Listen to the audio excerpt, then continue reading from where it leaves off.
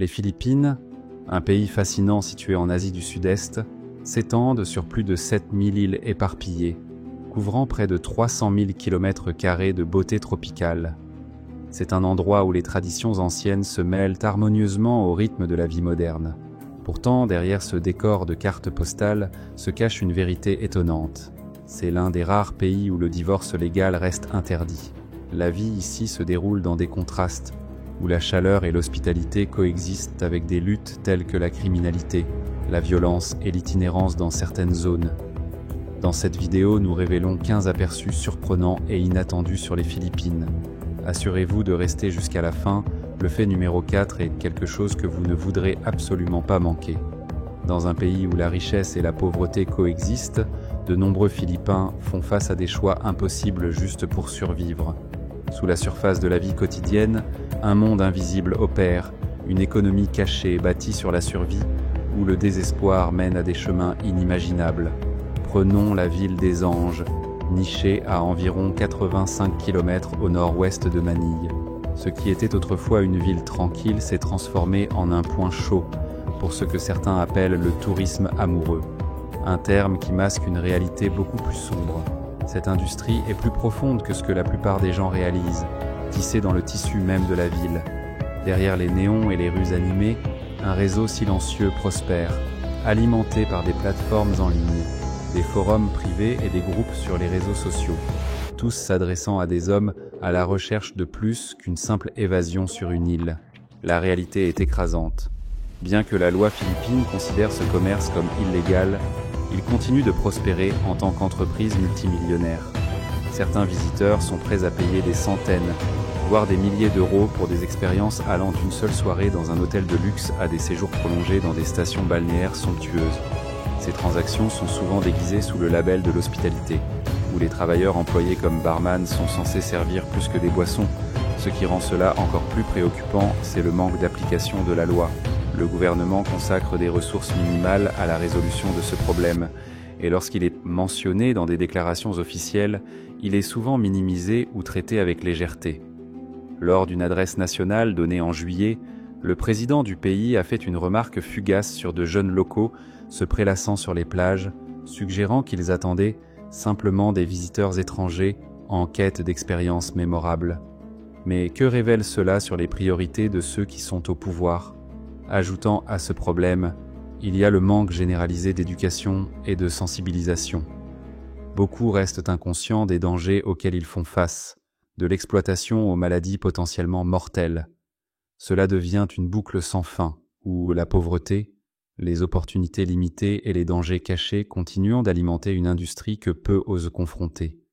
Que révèlent ces luttes silencieuses et ces économies cachées sur la survie, la résilience et les réalités profondes de la vie aux Philippines? Dans les ruelles bondées des Philippines, une réalité sombre se joue chaque jour.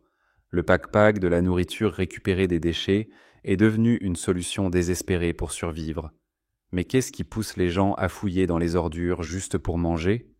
Et que révèle cela sur le contraste frappant entre l'abondance et la privation ? Dans les bidonvilles de Métro Manille, cette pratique s'est transformée en un commerce souterrain, où des groupes entiers dépendent de la récupération des restes de chaînes de restauration rapide bien connues comme McDonald's et KFC. Avant le lever du soleil, ces récupérateurs partent pour leur chasse quotidienne, collectant discrètement des repas jetés des poubelles derrière les grands restaurants. Un morceau de poulet frit à moitié mangé ou un pain à hamburger rassis est considéré comme une trouvaille précieuse. La nourriture est lavée, frite à nouveau et assaisonnée pour masquer les signes de décomposition. Pourtant, il y a une vérité dangereuse derrière cette méthode de survie. Pour empêcher les gens de manger de la nourriture jetée, certains restaurants pulvérisent leurs déchets avec des désinfectants, transformant chaque bouchée de pack-pack en un pari qui peut entraîner des maladies graves ou pires. Alors que près d'1 milliard de tonnes de nourriture sont jetées chaque année dans le monde, des millions de Philippins restent piégés dans une extrême faim. Même le pack-pack a un prix, un seul sachet coûte environ 50 centimes. Pour ceux qui luttent pour survivre, ce petit montant nécessite une budgétisation minutieuse, soulignant encore plus la pauvreté écrasante qui alimente cette industrie cachée. Mais comment la lutte quotidienne pour la survie dans les bidonvilles de Manille se connecte-t-elle aux falaises majestueuses de Sagada, où l'une des traditions funéraires les plus mystérieuses au monde existe encore? Avant de découvrir ce secret, j'ai une petite demande. Si ces histoires méconnues vous fascinent, appuyez sur la cloche de notification et abonnez-vous à cette chaîne. C'est un geste simple, mais cela aide vraiment cette chaîne à grandir. Et si vous le faites, je promets que mon équipe et moi continuerons à vous apporter les histoires les plus fascinantes et méconnues. D'accord ? Cachée dans les sommets brumeux des Philippines se trouve l'une des coutumes funéraires les plus étonnantes au monde, les cercueils suspendus de Sagada. Mais pourquoi une communauté choisirait-elle de suspendre ses morts le long de falaises abruptes plutôt que de les enterrer sous terre? Ce rituel étonnant, profondément ancré dans les traditions du peuple Igorot, en particulier la tribu Kankanae, est censé avoir commencé il y a plus de 2000 ans. Pour eux, placer leurs ancêtres sur des falaises imposantes est plus qu'une pratique funéraire, c'est un passage vers l'au-delà, un moyen de rapprocher les esprits de ceux qui les ont précédés. Pourtant, au-delà de la signification spirituelle, cette pratique a également un rôle pratique, protégeant les restes des charognards et des pilleurs de tombes.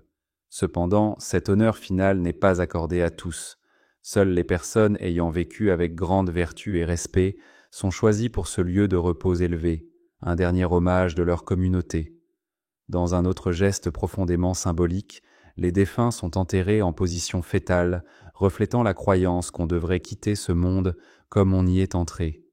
Pourtant, malgré sa signification profonde, ce rituel s'efface lentement. À mesure que les influences modernes se répandent, la dernière sépulture de ce type a eu lieu en l'année 2010. Aujourd'hui, ces sites sacrés sont devenus des monuments historiques, attirant des voyageurs qui s'aventurent à travers la vallée de l'Écho pour témoigner de cette pratique à la fois troublante et belle. Mais les visiteurs doivent avancer avec respect. Toucher les cercueils ou faire du bruit est fortement déconseillé, car ces sites restent sacrés pour le peuple Igorot. Que pensez-vous de cette pratique ancienne? Incarne-t-il une forme profonde d'honneur ou cela semble-t-il trop inhabituel pour le monde d'aujourd'hui? Partagez vos pensées dans les commentaires ci-dessous. Le peuple Bajo, souvent appelé les nomades de la mer ou les sirènes d'Asie du Sud-Est, vit depuis des siècles à la dérive sur l'immense océan, détaché des complexités de la vie terrestre. Certains chercheurs suggèrent même qu'ils ont subi des adaptations génétiques uniques, les rendant inégalés en tant que plongeurs en haute mer. Ce qui rend leur existence encore plus remarquable, c'est leur ingéniosité. Utilisant des lunettes de plongée faites main, des palmes en bois et des harpons traditionnels, ils ne se contentent pas de survivre, ils prospèrent sous les vagues. Passant jusqu'à 8 heures par jour dans les profondeurs, presque 2/3 de leurs heures d'éveil, ces vagabonds océaniques ne pêchent pas simplement pour se nourrir. Ils recherchent des trésors précieux comme des perles, des concombres de mer et des oursins, échangeant ces trouvailles rares avec des commerçants du continent pour des fournitures essentielles. Lors d'une journée ordinaire, un plongeur peut ramener de quelques kilogrammes à des dizaines de kilogrammes de poissons, leur principale source de nourriture. Mais ce qui distingue vraiment les Bajau, c'est leur biologie étonnante. Des études révèlent que leurs corps se sont adaptés à ce mode de vie aquatique.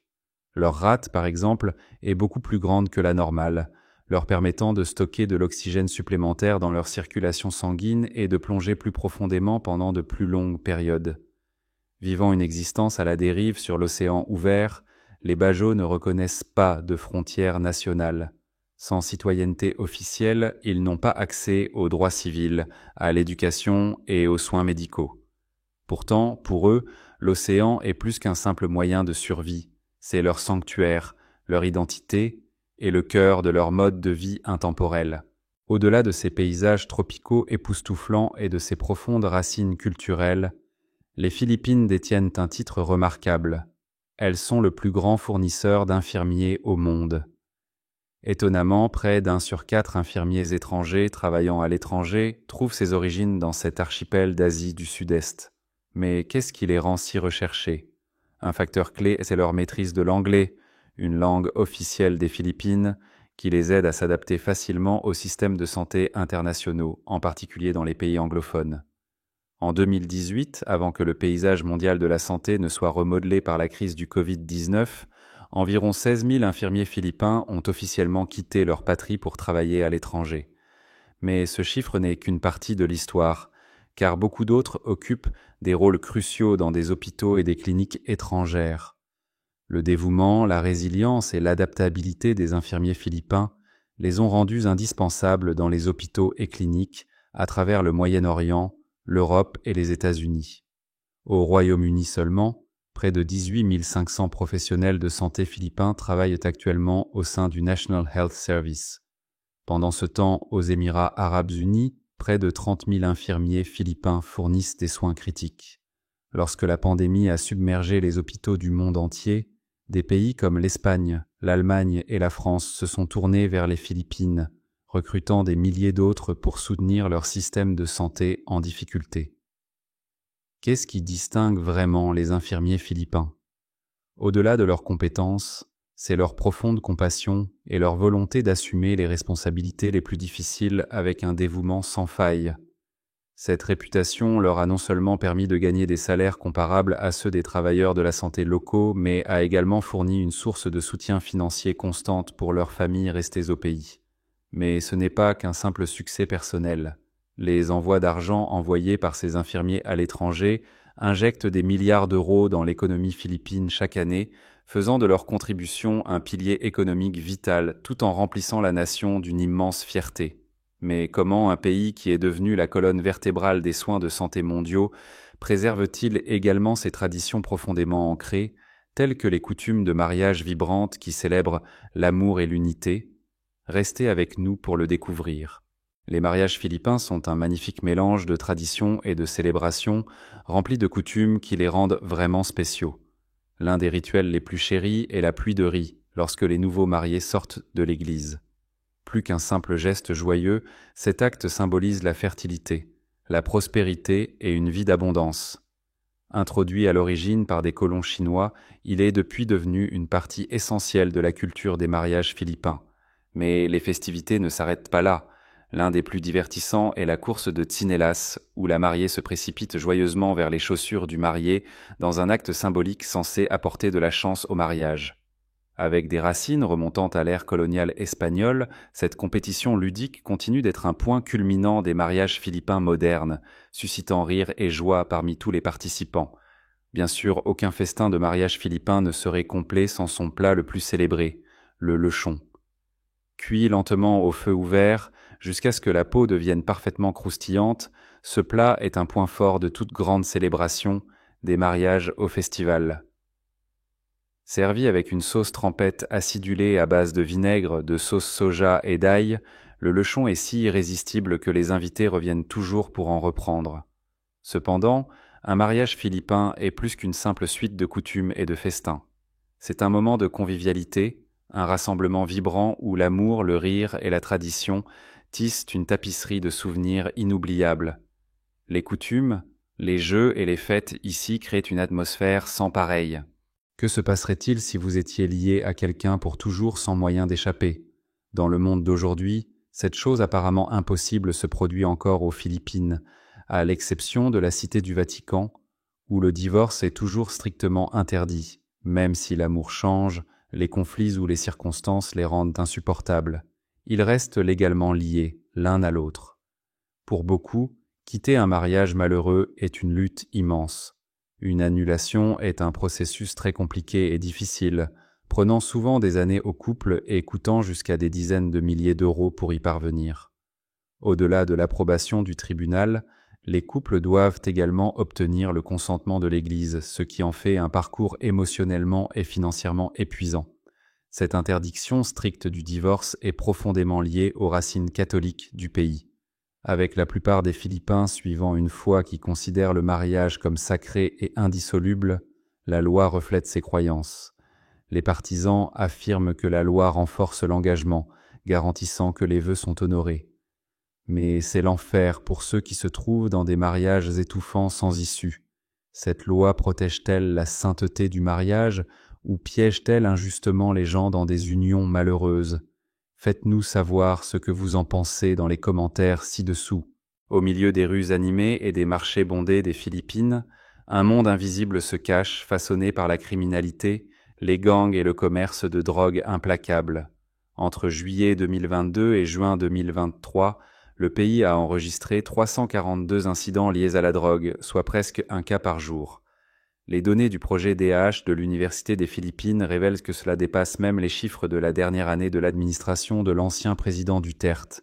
Mais le problème va plus loin. Les gangs s'étendent, s'attaquant aux plus vulnérables. Certains sont entraînés dans la traite, tandis que d'autres, piégés par la pauvreté, se tournent vers des industries souterraines, pris dans un cycle sans fin de criminalité et de survie. Faites une promenade dans les bidonvilles de Manille pour voir le contraste frappant. Les murs en ruine, les ruelles étroites et les maisons de fortune témoignent des luttes. L'écart entre les riches et les pauvres se creuse, avec le pourcent le plus riche contrôlant plus d'un cinquième du revenu total du pays. Lorsque vous imaginez les rues animées des Philippines, une image se démarque des autres, le jeepney coloré et unique en son genre. Ces véhicules accrocheurs trouvent leurs origines dans l'après-Seconde Guerre mondiale, lorsque des jeeps militaires américaines ont été laissés sur place. Au lieu de les laisser à l'abandon, les Philippins les ont transformés en un moyen de transport public vibrant, alliant créativité et identité nationale. Avec une ingéniosité astucieuse, les habitants ont modifié ces jeeps en allongeant leur châssis, en ajoutant des toits en métal et en les peignant de couleurs éclatantes. Des symboles religieux, des références à la culture populaire et des designs en chrome complexes ont transformé chaque jeepney en une œuvre d'art mobile. À l'intérieur, 2 longues banquettes ont remplacé les sièges d'origine permettant à plus de passagers de monter. Mais ces véhicules sont plus qu'un simple moyen de transport, ils sont une expérience culturelle rassemblant des étrangers dans un espace partagé animé. Pour les visiteurs, monter à bord d'un jeepney est une plongée palpitante dans la vie quotidienne des Philippines. Les slogans ludiques sur les côtés, l'atmosphère énergique et l'animation amicale des chauffeurs collectant les paiements rendent chaque trajet mémorable. Les tarifs bas les rendent accessibles à tous, offrant un moyen authentique d'explorer les rues animées du pays. Dans la ville capitale de Manille seulement, plus de 50 000 jeepneys parcourent les routes chaque jour, leur présence s'étendant à travers tout l'archipel. Cependant, leur utilisation généralisée a conduit le gouvernement à mettre en œuvre des réglementations plus strictes pour la sécurité et l'efficacité. Pourtant, peu importe comment les politiques évoluent, le jeepney reste un puissant symbole de la résilience, de l'innovation et de l'esprit indomptable des Philippins. Que diriez-vous si je vous disais qu'aux Philippines, le karaoké n'est pas juste un passe-temps, mais un mode de vie? C'est un battement culturel qui pulse à travers les maisons, les bars, les centres commerciaux et même les coins de rue. Aucune autre forme de divertissement n'est aussi profondément ancrée dans le tissu de la société philippine que ce passe-temps adoré. La fièvre du karaoké a véritablement pris son envol dans les années 70, lorsque les machines sont devenues plus abordables, permettant aux familles d'embrasser la musique comme jamais auparavant. Mais ce n'est pas qu'un simple chant occasionnel. Pour les Philippins, le karaoké est une libération émotionnelle, un moyen de renforcer les liens avec les proches et une tradition qui rassemble les gens. Que ce soit lors d'une célébration d'anniversaire, d'une fiesta de ville ou d'un simple rassemblement familial, le microphone fait inévitablement son apparition, transformant chaque occasion en une expérience inoubliable. Au-delà de son impact social, le karaoké alimente une industrie florissante. Des bars KTV et des fabricants d'équipements à la licence musicale et au tourisme, cette passion génère d'innombrables emplois et opportunités commerciales. L'invention du Magic Mic portable a encore facilité l'accès au karaoké à tout moment, n'importe où, cimentant sa place dans la vie quotidienne. La sélection des chansons elle-même raconte une histoire fascinante. Les playlists mélangent des ballades philippines intemporelles avec des tubes mondiaux, préservant le patrimoine musical tout en embrassant les tendances modernes. Il n'est pas rare de voir des grands-parents, des parents et des enfants chanter ensemble, prouvant que la musique unit véritablement les générations. Les Philippines se trouvent le long de la ceinture de feu du Pacifique, une région connue pour son activité géologique intense. Mais saviez-vous que ce pays connaît en moyenne 20 tremblements de terre chaque jour? Bien que la plupart de ces secousses soient trop faibles pour être ressenties, la menace imminente de puissants tremblements de terre destructeurs est une réalité toujours présente pour ceux qui appellent cette terre leur foyer. L'histoire a enregistré l'impact dévastateur de ces forces naturelles. En 1976, le tremblement de terre du golfe Moro a frappé avec une magnitude proche de 8 sur l'échelle de Richter. Ce tremblement colossal a déclenché un tsunami avec des vagues atteignant jusqu'à 9 mètres, faisant des milliers de victimes et laissant des communautés entières en ruine.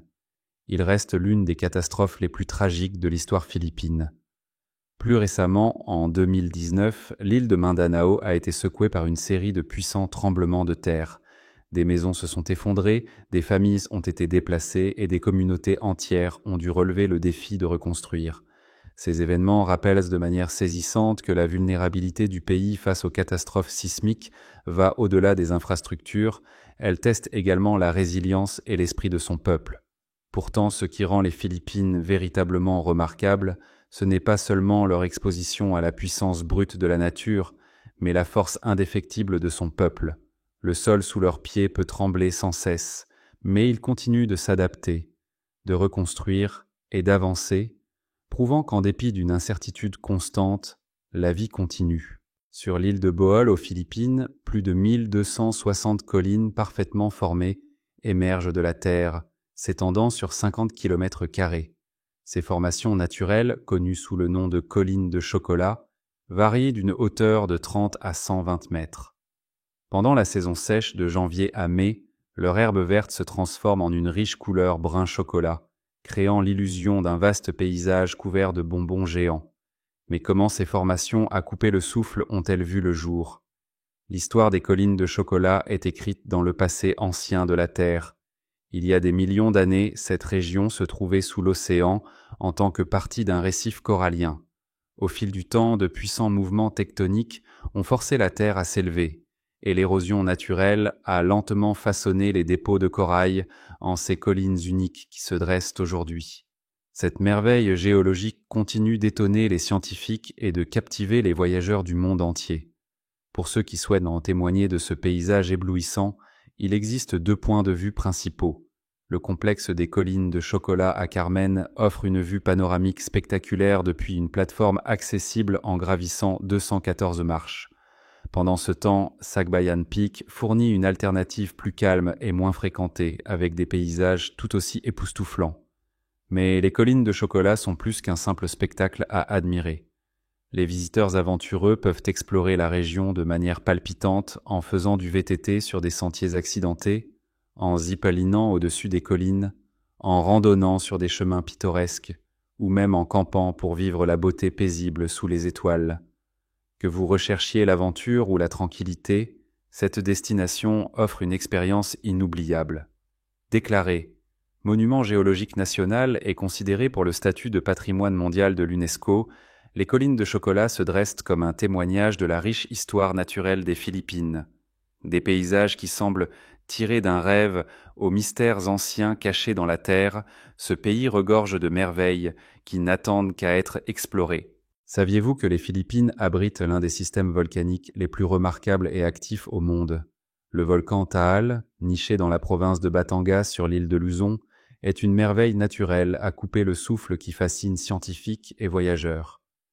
Situé à environ 50 km ou environ 31 miles au sud de Manille, Taal est un volcan au sein d'un lac entouré d'une immense caldeira remplie d'eau. Cette formation rare en fait l'un des paysages les plus extraordinaires de la planète. Le 2 octobre de l'année 2024, Taal a de nouveau révélé sa nature imprévisible avec une éruption phréato-magmatique.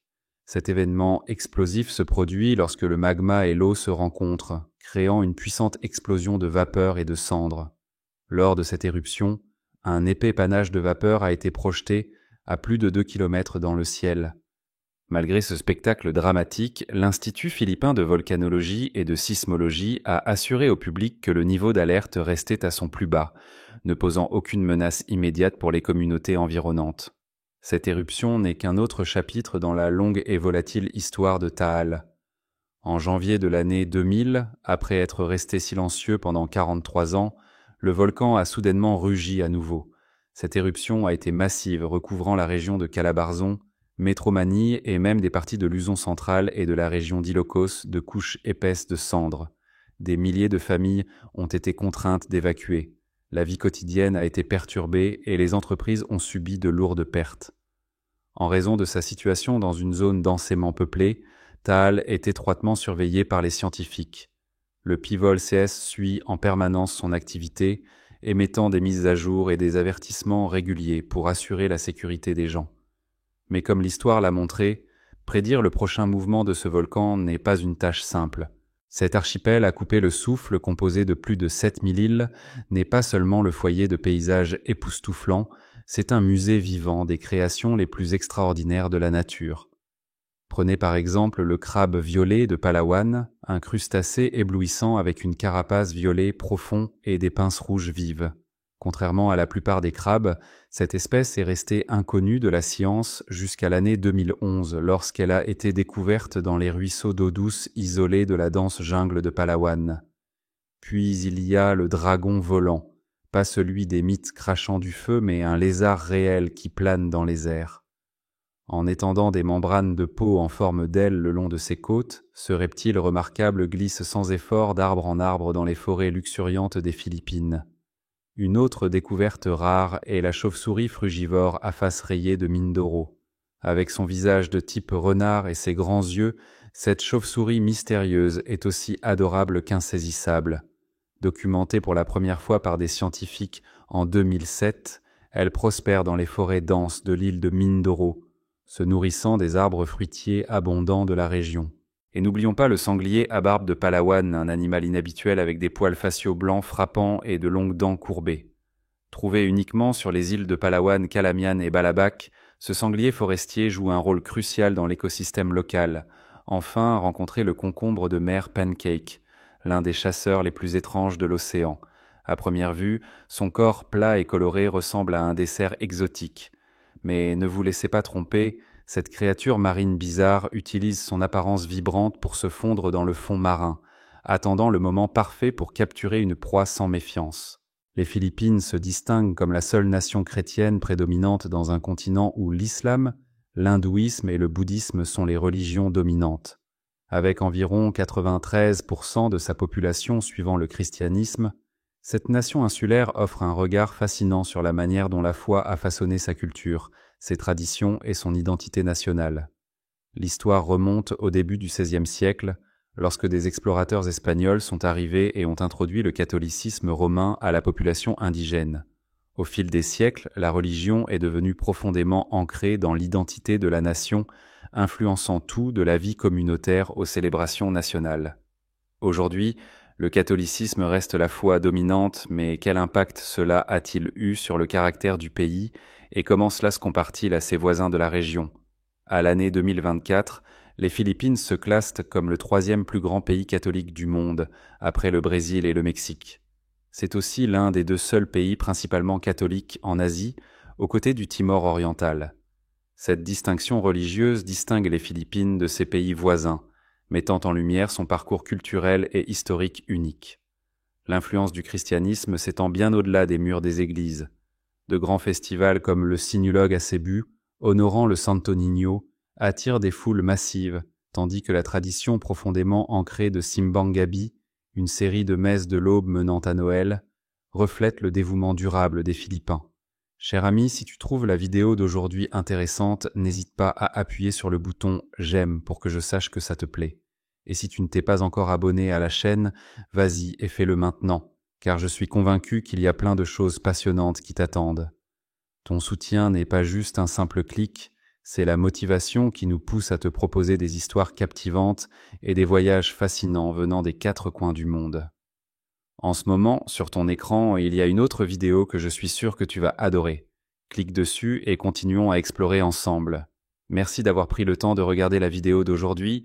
À très bientôt pour notre prochaine aventure. Merci de nous avoir rejoints dans cette aventure géniale. Déposez vos pensées dans les commentaires, donnez-nous un like et n'oubliez pas de vous abonner pour plus. À la prochaine.